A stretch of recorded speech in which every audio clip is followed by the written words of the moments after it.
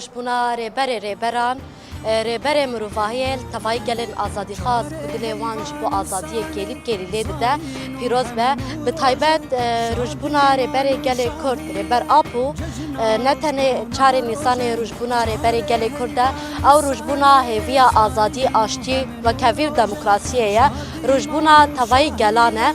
Bi taybet ez niha vankeriyan de li lîstokgeha şehîdên bendava Tişinî ya bajarê Hesekê me li vê derê wektê dîtin di dîmenan de li paşmên hazirtî ji bo pîrozbahiya çarê Nîsanê hatiye kirin ve di saetên pêşî de saet 2 dest bi vê şahî û pîrozbahiyê were kirin. Wektê zanîn ji yekê Nîsanê heyanî niha yanî gelek çalakiyên cur be cur hatin dayîn weke semîner her wiha daxuyanî ji bo çarê Nîsanê. Bi taybet li vê derê bi pêşengtiya Kongra Star ev çalakî wê were daxistin û pêşengtiya Kongra Star ev hazirtî hatiye kirin.